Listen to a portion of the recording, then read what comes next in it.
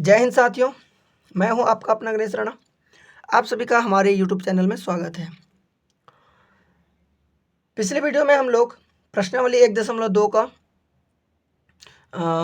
किस प्रकार से सॉल्यूशन होगा उस पर अपन बात किए थे और आशा करता हूं कि प्रश्नावली 2 के जितने भी प्रश्न हैं वो सभी आपसे बन जाएंगे। उसके बावजूद भी अगर आपको दिक्कत आता है तो आप हमसे साझा कर सकते हैं। आज हम चर्चा करने वाले हैं कि द्विघात समीकरण या वर्ग समीकरण, उस वर्ग समीकरण के मध्य पद को तोड़कर कैसे उसका गुणनखंडन किया जाता है, इसी के बारे में आज सीखने वाले हैं। मध्य पद को तोड़कर उसका गुणनखंडन मतलब कोई भी आपको जो समीकरण दिया रहेगा उसका कौन कौन गुणनखंड है नहीं है पता करने के लिए हम उसके मध्य पद को तोड़कर यह निकालते हैं, तो उसी को बोल देते हैं मध्य पद तोड़कर द्विघात समीकरण या वर्ग समीकरण का गुणनखंडन ज्ञात करना। ठीक है, तो एक एग्जाम्पल के हिसाब से मैं आप लोगों को समझाने का प्रयास कर रहा हूँ। जैसे एग्जाम्पल नंबर 19 क्या है, बहुपद आपको दिया हुआ है x के घात में 2 प्लस 3x-2 का गुणनखंडन कीजिए। ठीक है, तो आपको ये देखो, ये क्या है, घात में 2 है तो इसको सबसे बड़ी घात 2 है तो इसको इसी को ही द्विघात समीकरण भी बोल देते हैं या फिर वर्ग समीकरण भी कहते हैं। ठीक है, कंफ्यूज नहीं होना उसमें। तो बहुपद आपका दिया हुआ है x की पावर में 2 प्लस 3x+2 का गुणनखंडन कीजिए। ठीक है, तो आप लोगों को पता है, आप लोगों को क्या पता है कि आप लोगों को ये पता है कि द्विघात समीकरण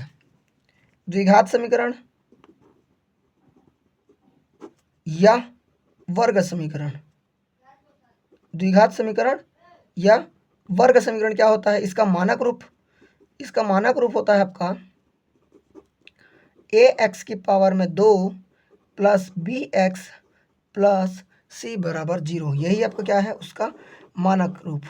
इसमें क्या है, आपका जो a है, b है और c है, ये अचर वैल्यू है। ठीक है, इसका वैल्यू आपका चेंज नहीं होता है, मतलब कि कुछ ना कुछ मान आपका यहाँ पर दिया हुआ रहेगा। ठीक है, यही उसका मानक रूप है। तो इसमें क्या करना है, सबसे पहले तुलना करना है। किसकी तुलना करना है, देखिए बहुपद आपको दिया हुआ है x के पावर में 2 प्लस 3x+2 का गुणनखंडन कीजिए, क्वेश्चन है। तो उसमें आपका बहुपद ये है, तो इस बहुपद की तुलना यदि मैं किससे करूं, मानक समीकरण ax² plus bx plus c से करूं।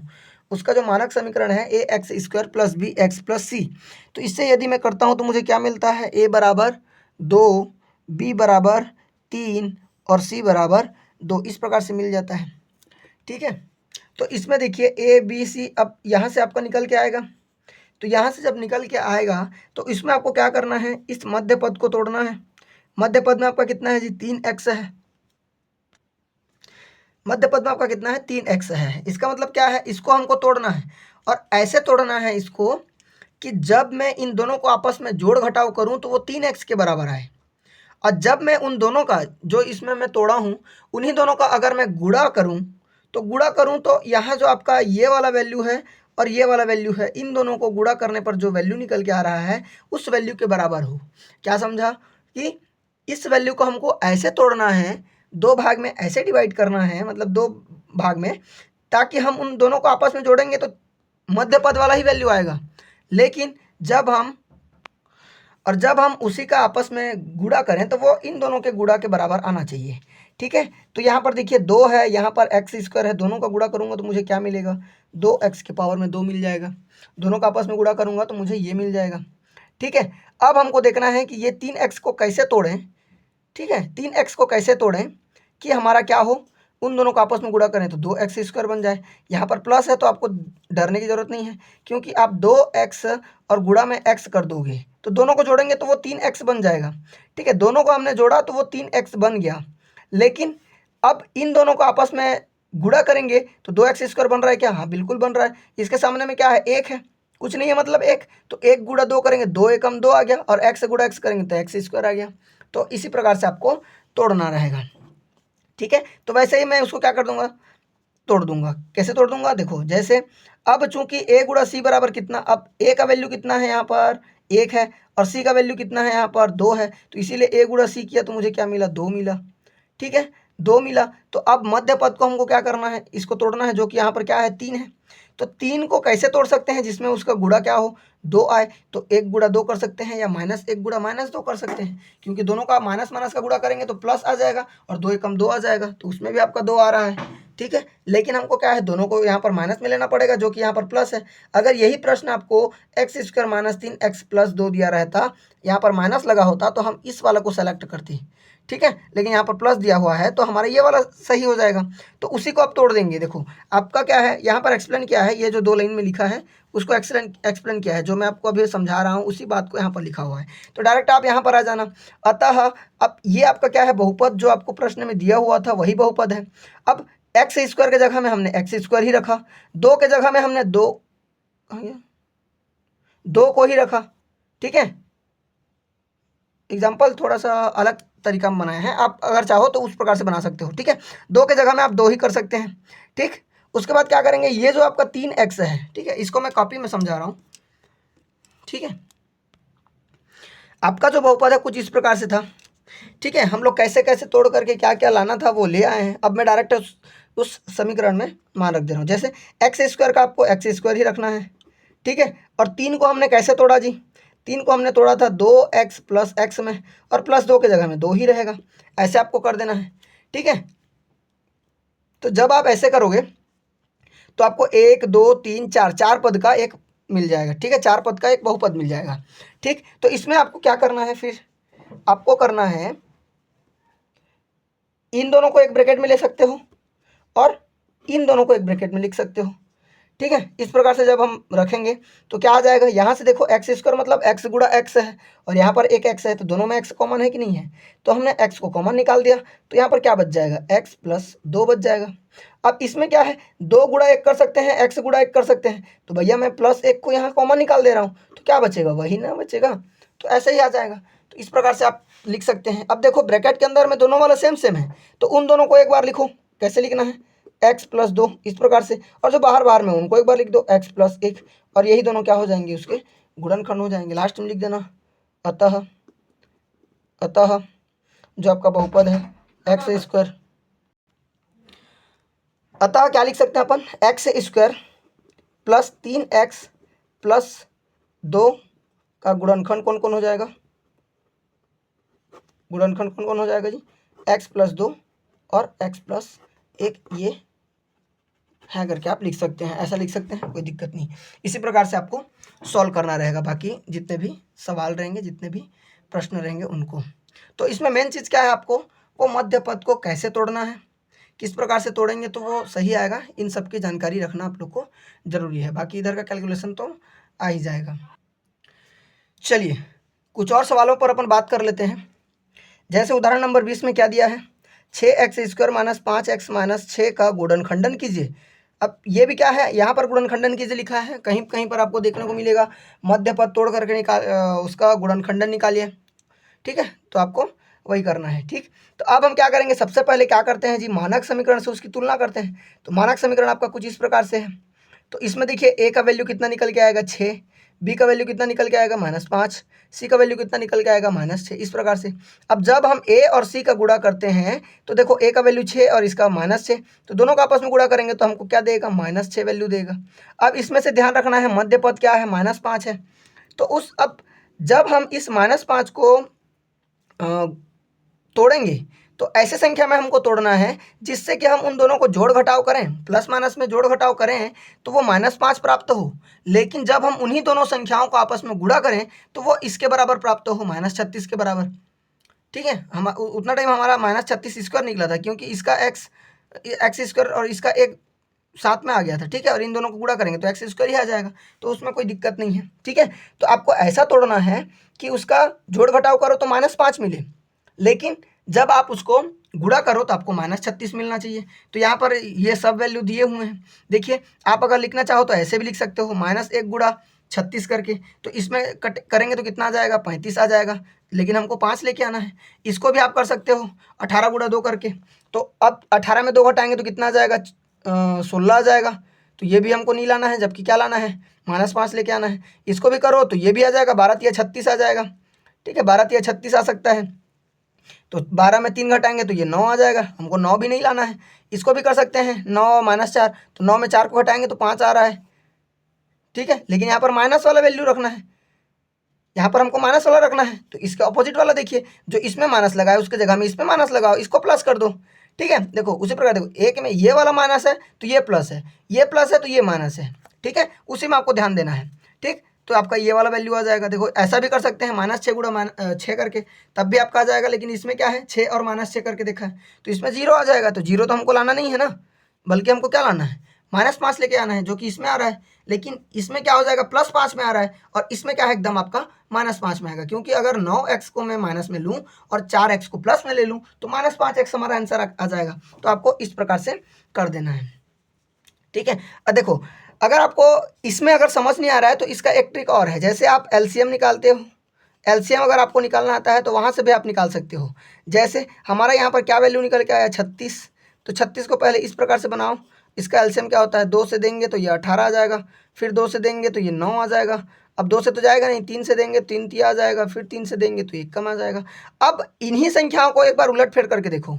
जैसे जैसे ऐसे कर सकते हैं, 2 दूने 4, 4 तिया 12, 12 3 करेंगे तो यही वाला आया कि नहीं आया, तो यहीं से आपका निकाल करके ये वाला बनाया है। तो आप यहाँ से डायरेक्टली देख सकते हो, 3 तिया 9 और 2 दूने 4। अब इन दोनों का अंतर करके देखो या जोड़ घटाव करके देखो, क्या -5 के बराबर आ रहा है, मध्य पद के बराबर आ रहा है। तो ऐसे ही आपको एलसीएम के थ्रू भी निकालना है, जिससे आपको क्या हो, आसानी हो सॉल्व करने में। ठीक है, कैसा भी क्वेश्चन रहे, आप अगर एलसीएम अगर निकालोगे तो आपको इन गुणनखंडों को आपस में देख करके पता चल जाएगा कि उसके मध्य पद में हम कौन सा पद को लें तो हमारा सही बैठेगा। ठीक है, ऐसे आपको निकाल लेने हैं और सभी को बना देना है। तो हमको क्लियर हो गया कि वहाँ पर क्या आएगा, -9 और 4 आ जाएगा, तब जाके हमको -5 प्राप्त हो जाएगा। तो अब देखिए उसी प्रकार इसमें हम फिर से मान पुट करेंगे। जैसे आपका बहुपद का जो समीकरण था वो क्या था जी, 6x के पावर में 2 माइनस का 5x और माइनस का 6।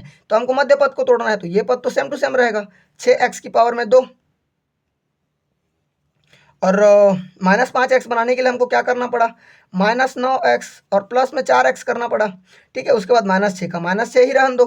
ठीक, अब इन दोनों पद को एक ब्रैकेट में ले लो, इन दोनों पद को एक ब्रैकेट में ले लो।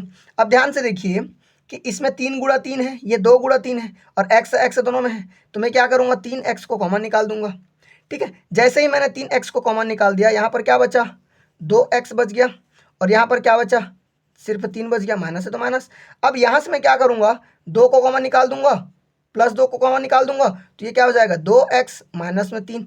अब देखो ब्रैकेट के अंदर वाला दोनों सेम सेम है क्या, बिल्कुल है, तो हम उन दोनों को एक बार लिख देंगे, 2x माइनस 3, और ब्रैकेट के बाहर वाला एक साथ है क्या, तो 3x + 2 कुछ इस प्रकार से आ जाएगा, और यही क्या हो जाएगा, उसका गुणनखंड। तो लास्ट में क्या लिख देना, इतना और इतना जो है आपका क्या है, अभिष्ट गुणनखंड है। किसका, बहुपद आपका, ये जो सवाल में दिया हुआ था। ठीक है, इसी प्रकार से आपके जितने भी क्वेश्चन हैं उन्हीं को सबको सॉल्व करना है। और मैं आप लोगों को बता दिया कि मध्य पद को आपको कैसे निकालना है, कैसे आपको सॉल्व करना है। ऐसे ही बाकी क्वेश्चन को भी आपको बनाने हैं। वैसे ही आपको उदाहरण नंबर 21 को भी बनाने हैं। 21 को मैं पूरा नहीं समझा रहा हूँ, बल्कि इसका मध्य पद कैसे निकाले हैं वही बता दे रहा हूँ। जब हम इसके मानक समीकरण से तुलना करेंगे तो a बराबर b बराबर c बराबर हमारा निकल के आ जाएगा, और a और c का गुणा किया तो हमको मिल गया 42। अब 42 का एलसीएम निकाल दो, क्या हो जाएगा, 21, 3 से करेंगे तो 7, 7 से करेंगे तो 1। अब देखो हमको अंतर में कितना लाना है, अंतर में हमको 19 लेके आना है, तो 7 किया कितना आ जाएगा, 21। 21 और 2 का अंतर 19 होता है क्या, बिल्कुल होता है। तो भाई पॉजिटिव में 21 को लो और नेगेटिव में 2 को लो। तो देखिए यहाँ पर पॉजिटिव में ये 21 लिया है, नेगेटिव में 2 को लिया है, यहीं से आपका निकाल करके ये वाला आ गया। तो ऐसे ही आपको क्या करना है, मध्य पद को तोड़ करके सॉल्व करने हैं। तो आशा करता हूँ कि ये मेथड जो है आप लोगों को समझ आया होगा। ठीक है, अब मैं एक अंडर रूट वाला जो क्वेश्चन रहता है उस पर एक बार बात कर लेता हूँ, ताकि इस प्रकार का क्वेश्चन भी अगर आपको देखने को मिले तो आपको दिक्कत ना हो। तो हमको क्या करना है भाई, हमको जो मेथड सिखाया गया है उसी मेथड के हिसाब से ही सबको सॉल्व करना है। कैसा भी क्वेश्चन रहे, अंडर रूट वाला रहे, वो डरावना बिल्कुल लग रहा है। बच्चे क्या है, क्वेश्चन को देखकर डरते हैं, लेकिन डरना नहीं है। आपको जो मेथड बताया गया उस मेथड में अगर चलोगे, आपको जो रास्ता बताया गया था उस रास्ते में चलोगे तो जरूर आपको मंजिल मिलेगी। ठीक है, तो वैसे आपको जो मेथड बताया गया था उनको ध्यान में रखते हुए आपको आगे बढ़ना है। तो बहुपद आपको दिया हुआ है 4 4√3x² + 5x माइनस इतना, इसका गुणनखंड ज्ञात करना है मध्य पद तोड़ करके। तो भाई a का वैल्यू हमारा ये निकल के आएगा, b का ये, c का ये। आपको क्या करना है, एक गुणा भी कर देना है। तो एक गुणा भी करेंगे, देखो जब इस प्रकार का रहता है उसको आपस में कैसे गुणा करते हैं, जो अंडर रूट के साथ है वो अंडर रूट के साथ ही गुणा होगा, और जो संख्या है वो संख्या के साथ गुणा होगा, और जो चिन्ह है वो चिन्ह के साथ गुणा होगा। तो भाई इसके सामने में कुछ नहीं है, तो कुछ नहीं है मतलब प्लस मानेंगे, इसके सामने माइनस है तो ये प्लस है ये माइनस है, प्लस माइनस का करेंगे तो क्या आ जाएगा, माइनस आ जाएगा, माइनस कर दिया। अब देखो ये 4 है और ये 2 है, 4 दोनों कितना आ जाएगा 8 आ जाएगा, 8 कर दिए। √3 और √3 को गुणा कर देंगे कितना आ जाएगा 3 आ जाएगा। तो ये इस प्रकार से -8 × 3 लिख देंगे। 8 किया कितना होता है 24 और माइनस का माइनस, तो आपका गुणनखंड में कितना आ गया a × c किए तो -24 आ गया। अब इसका क्या करना है आपको, फिर से 24 का एलसीएम निकाल देना है। 2 करेंगे तो 12 आ जाएगा, फिर 2 से करें तो 6 आ गया, फिर 2 से करें तो 3 आ गया, फिर 3 से करें तो 1 आ गया। अब आपको क्या करना है, इन्हीं में से देखना है कि इनमें से किसको हम जोड़ घटाव कर रहे हैं। तो ये 5 किया बराबर आ रहा है, ठीक है। तो इसमें आपको क्या कर देना है, देखो 2 दूने 4, 4 दूने 8 और 3, 8 में 3 को घटा दिए तो 5 आया कि नहीं आया। अब पॉजिटिव में है तो हम बड़े संख्या को, पॉजिटिव है तो बड़े संख्या को पॉजिटिव में लेंगे और छोटे संख्या को नेगेटिव में, तभी तो पॉजिटिव आएगा। अगर नेगेटिव रहता तो छोटे संख्या को पॉजिटिव लेते, बड़े संख्या को नेगेटिव ले लेते, ठीक है। तो आपका क्या आ जाएगा, 8 आपका पॉजिटिव में और 3 आपका नेगेटिव में। इस प्रकार से आपको इसका गुणनखंड निकाल देना है। अब जैसे मैं आपको बताया था वैसे ही आप मान पुट कर दो। जैसे आपका वैल्यू क्या था, आपका वैल्यू क्या था जी, आपका वैल्यू 4√3 x² प्लस 5x को हम क्या कर रहे हैं 8x - 3x और माइनस में 2√3। अब देखो ये जो वैल्यू था वो 5x के बराबर था, उसी को मैं तोड़ करके ऐसा लिख दिया हूँ, ठीक है। जैसे ही हम ऐसा लिखेंगे तो ये दो ब्रैकेट में आ जाएगा, ये दोनों को एक ब्रैकेट में, उन दोनों को एक ब्रैकेट में। ध्यान दीजिए ये क्या है आपका 2 × 4 है, तो 4 इसमें भी 4 इसमें भी दिखा कि नहीं दिखा, x² मतलब x × x, तो ये x इसमें भी x इसमें भी दिखा कि नहीं दिखा। तो मैंने 4x को कॉमन निकाल दिया, तो यहाँ पर क्या बचेगा √3 में x बच जाएगा, प्लस का प्लस और यहाँ पर 2 आ जाएगा। कोई डाउट किसी को। अब देखो इसमें भी माइनस दिख रहा है, इसमें भी माइनस, तो भैया माइनस को सबसे पहले मैं बाहर निकाल दिया। अब ध्यान दीजिए ये 3x है, लेकिन आपको पता है क्या पता है √3 × √3 क्या होता है, पूरा 3 बन जाता है। तो भाई ये 3 को मैं ऐसा 2 टो कर सकता हूँ कि नहीं। तो यहाँ भी √3 दिख गया, यहाँ भी √3 दिख गया, तो मैंने √3 को कॉमन निकाल दिया, तो यहाँ पर क्या बचा √3 और साथ में x भी बचा। और ये देखो यहाँ पर माइनस माइनस है, माइनस कब होता है जब प्लस और माइनस का आपस में गुणा होता है। तो यहाँ पर मान लीजिए कि प्लस और माइनस दोनों थे, तो यहाँ पर माइनस दोनों का आपस में गुणा हुआ तो माइनस बना हुआ था। तो जैसे ही मैं इन प्लस और माइनस में से एक माइनस को बाहर निकाल दिया तो यहाँ पर क्या बच जाएगा, सिर्फ प्लस बचेगा। माइनस बाहर निकल गया तो सिर्फ प्लस बच गया। तो ये प्लस वाला वैल्यू अब हमको यहाँ पर लिख देना है, और √3 को मैं कॉमन निकाल चुका हूँ तो सिर्फ 2 वाला वैल्यू बच जाएगा। तो ब्रैकेट के अंदर में देखिए √3x + 2, √3x + 2, तो इन दोनों को एक बार लिख दो √3x + 2, और जो बाहर बाहर में उसको लिख दो 4x और क्या -√3, तो ये दोनों आ जाएंगे। तो आपका आंसर निकल के आ जाएगा यही। देख लीजिए इसका जो बनाने का तरीका है वो थोड़ा सा शायद मेरे हिसाब से अलग लग रहा है, लेकिन मैं जो बता रहा हूँ वो एकदम आसान है। आपको उस हिसाब से बना लेना है। अगर ऐसा समझ आ रहा है तो ऐसा बना लो, कोई दिक्कत नहीं है, ठीक है। तो इस प्रकार से आपका इसका मान भी निकल के आ जाएगा। अब आप लोगों का काम सामने है। अब आपको क्या करना है, मध्य पद को तोड़कर, देखो लिखा है यहाँ पर क्वेश्चन में, मध्य पद को तोड़कर गुणनखंडन ज्ञात करना है, ठीक है। तो जितने भी आपको सवाल इस पर दिख रहे हैं उन सभी सवालों को आपको ट्राई करना है, जैसे मैं अभी आप लोगों को बताया हूँ उस मेथड में। अगर आप उसमें सॉल्व करोगे तो निश्चित ही आप लोगों को जितने भी क्वेश्चन आपको इस प्रश्नवाली में दिख रहे हैं सभी क्वेश्चन आपके बन जाएंगे। उसके बावजूद भी अगर आपको कोई दिक्कत आता है तो आप हमें कमेंट बॉक्स में बता सकते हैं, हम उन सवालों का वीडियो बना करके आपको फिर प्रोवाइड करा देंगे। आशा करता हूँ कि आज जो पढ़े हैं, आज जो समझाया गया है वो आप लोगों को समझ आया होगा।